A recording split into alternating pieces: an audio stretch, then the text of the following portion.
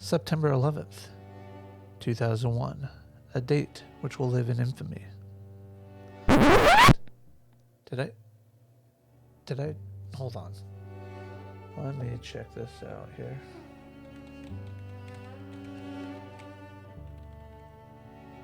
Yeah, I just did that. I just compared 9/11 to Pearl Harbor. And that's because it was my generation's Pearl Harbor.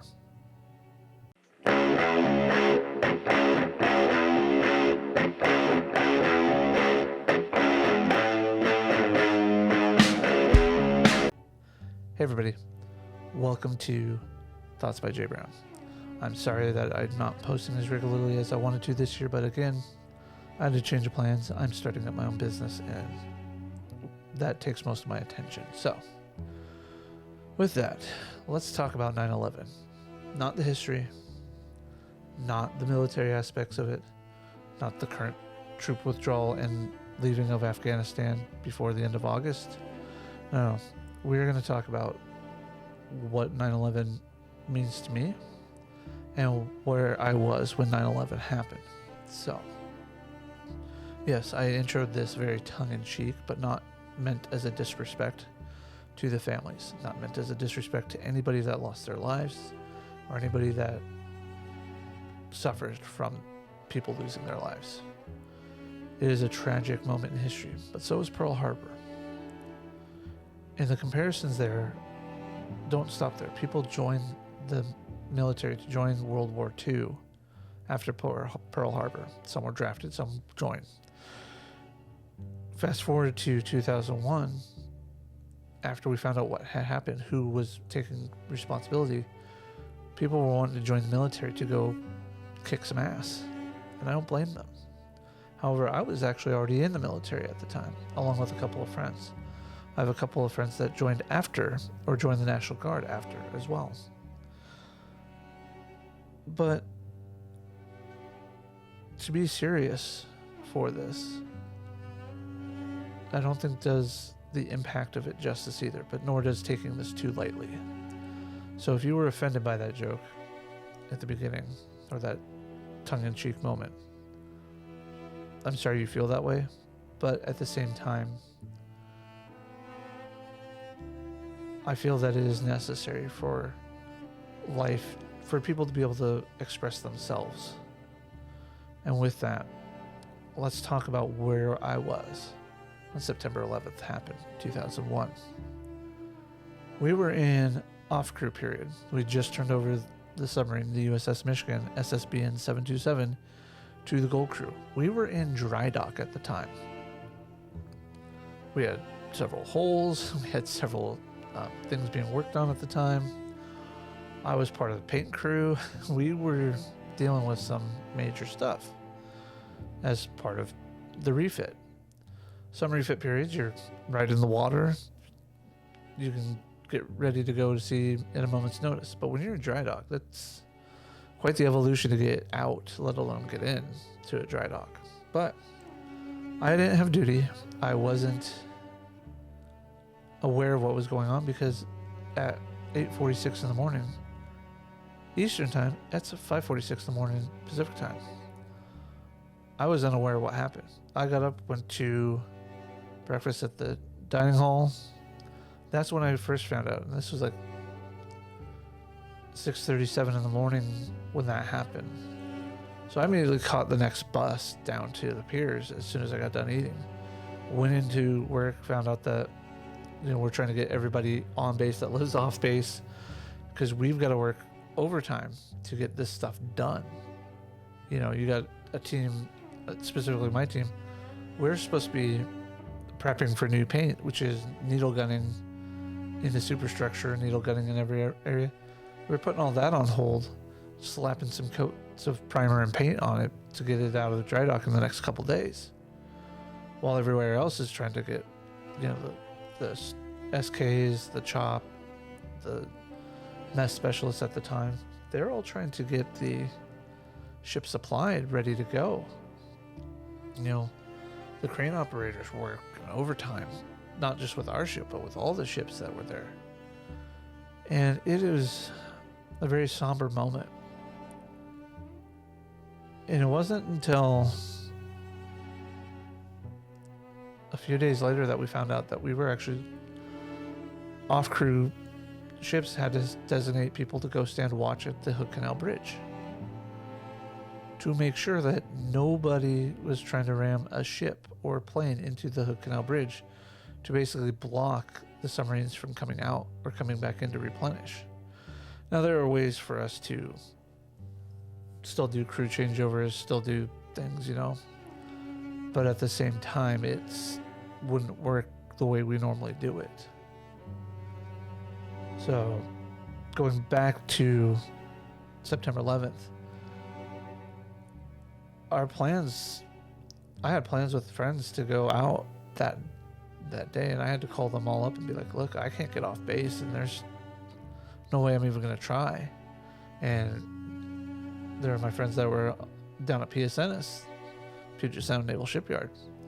They couldn't leave either because they're getting their ships ready to go, and they don't have the luxury of having two crews. Some of these people I was trying to see before they got sent off before their normal patrols, their normal sea tours. Well, never got to say goodbye to any of them in person, but, the age of cell phones and text messaging at that point, that's how we talked. That's how we did things.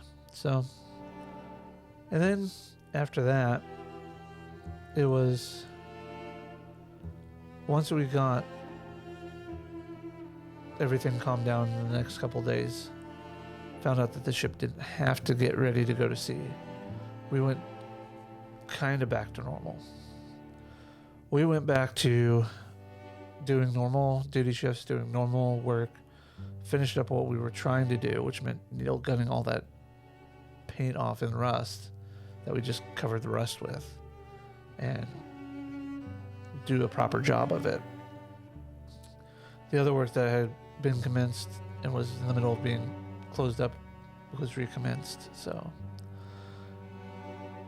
but you could tell that the attitude had changed on base and on the ships, specifically on our types of submarines. Being a ballistic missile submarine meant that we were now closer to having to actually do our job, and we were not, most of us are not happy about it, because having to launch a ballistic missile means that something majorly wrong is going on in the world. Now, thankfully, we didn't have to. The fast boats were able to use their Tomahawks and everything. And I think that's where part of the idea of converting the older Ohio class submarines to guided missile submarines came about.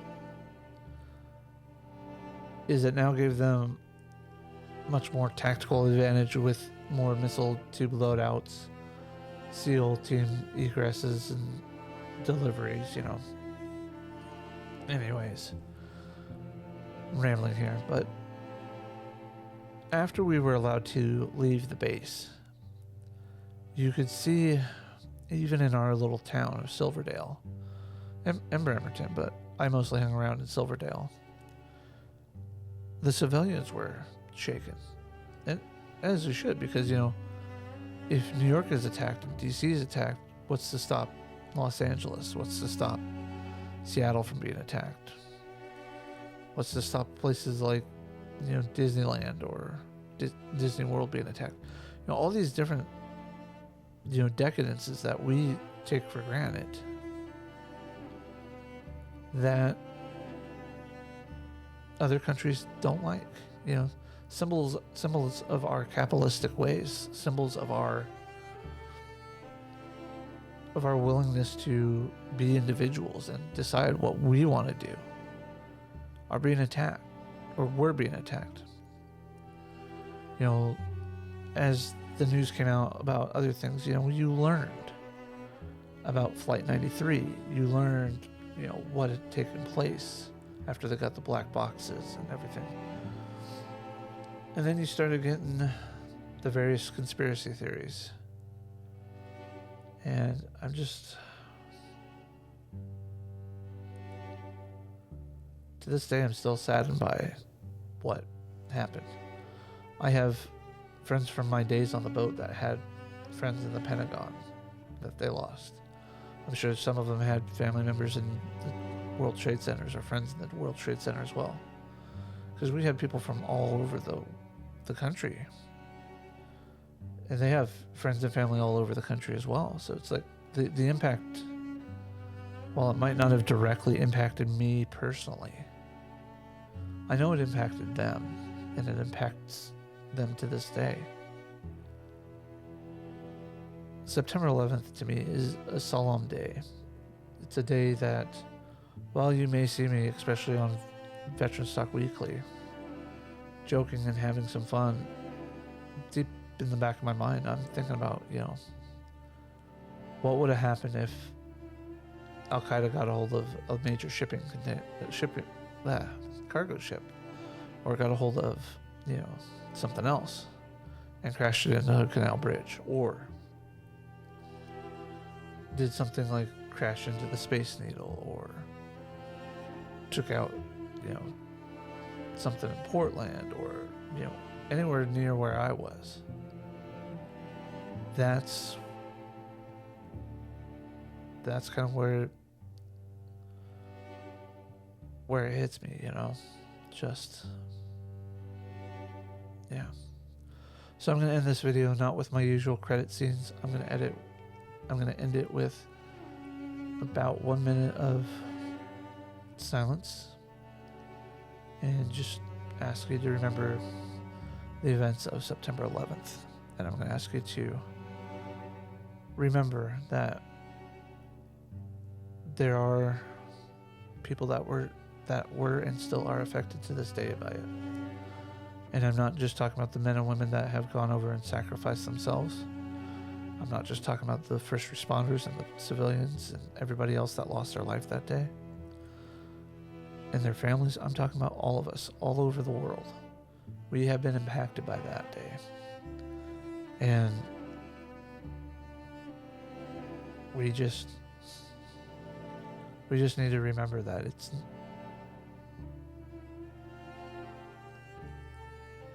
that people grieve and people deal with tough times in their own way. And just because you don't agree with how somebody is doing it doesn't mean that it's wrong. It just means that they're doing it their way that makes them feel better, And I want to take a moment of silence at the end of this video to pay my respects. Thank you all.